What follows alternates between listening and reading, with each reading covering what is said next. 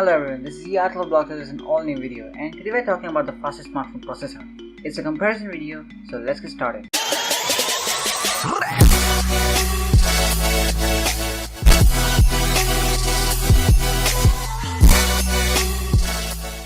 When you buy a smartphone, you often ask yourself many questions. One question may be which processor is the fastest. Whether or not benchmark results sway your purchasing decision. In this video, you can see which of the processor is the fastest and most importantly, how these perform in everyday life. The processor is the core component of a smartphone and also determines the working speed of a device. As a result, its essential work is to how fast and how quickly it works. But what makes one processor faster than the another? Here's the clock rate, and the number of cores won't give you the full story. You'll find more in the chips and the major data sheets you'll get in the smartphone store. One chip system has several components. These include a central processor, which is CPU, graphics processor, GPU, LTE modem, multimedia processor, security, and a signal processor. This variety of features make it difficult to talk about this fastest smartphone processor.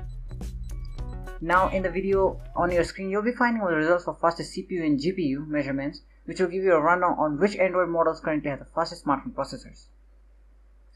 This index that you're seeing is made up of combined results from 3DMark, Geekbench, PCMark, and Octane.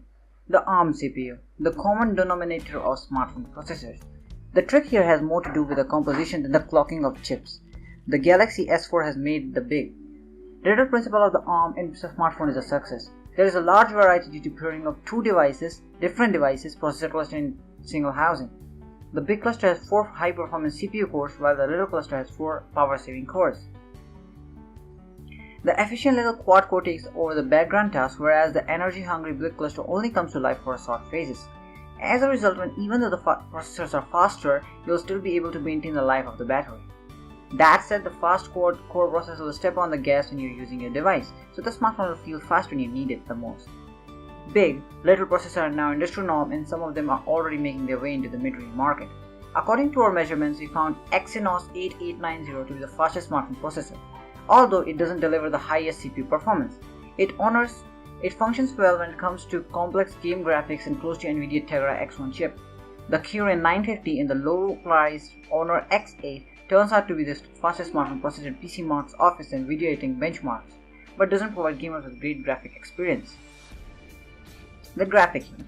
Big differences in gaming. Chip manufacturer NVIDIA offers the faster GPU cores for smartphones, and the numbers of games that are starting to adopt is getting bigger and bigger. NVIDIA has curated a list of Play Store titles that are supported by NVIDIA's GPU. Android devices with NVIDIA GPUs are NVIDIA Shield tablet, which is the only device that has been released by NVIDIA, and STC, Google Nexus 9, and NVIDIA Shield, Android TV, Google Pixel C. The difference between fast and slow GPUs can only rely to be felt when you start a new game or an old smartphone. Unlike a computer, most don't start to stutter, but the graphics are notably less detailed. For example, the video photo you'll be seeing now is a comparison to it. According to 3DMark Slingshot Graphics Benchmark, the fastest smartphone GPU in an affordable Android device are the US Snapdragon edition of the Galaxy S7 and S7 Edge. The Pixel C also come highly recommended for those who don't want to give up good graphics. The fastest smartphone processor, the Snapdragon 820 and 821. The Snapdragon 820 with 4 cores is the Snapdragon 810 with 8 cores. The serial has, among other things, in updated hexagon digital signal processor and optimization for machine learning algorithms. These help to improve camera performance and increase the number of successful snapshots. The Google Pixel is one of the first devices that make massive use of new features. In terms of benchmark, even if the gaming performance is convincing, the chip itself doesn't provide too many surprises. Real impact spread only everyday tasks instead like photography. Samsung Exynos 8, the processor is only part of the speed mystique. With Exynos 8890, Samsung has succeeded again in producing the fastest smartphone processor, but that's only the reason Galaxy devices feel fast. The short loading times for apps are achieving Samsung proprietary UFS 2.0 flash memory card, which is now available on other devices such as OnePlus 3 and Google Pixel. MediaTek Helio X30, formerly known as cheap chip supplier, the manufacturer MediaTek is gradually becoming a mature competitor to Qualcomm and Samsung. Details on this Helio X30 have now been presented on paper, but since we do not have any devices that carry this chip, we can test, we will be reserving our judgment for now. the fastest smartphone processor. Here's the conclusion about what we have heard above. Devices with Snapdragon 820 and Exynos 8890 and Galaxy S7 are comparable speed and quality. Huawei and Honor smartphones carry high silicon chips that are great for everyday tasks, but are much less suitable for more demanding gaming.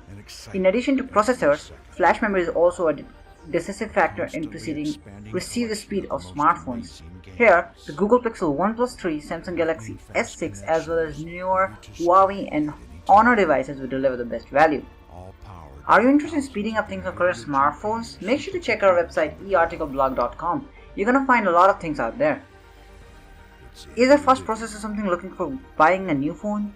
Do faster processors really matter how to use your smartphone? That's up to you how you use them and what much processing power you want. Well, make sure to like and subscribe. And it's the Article Blog signing out.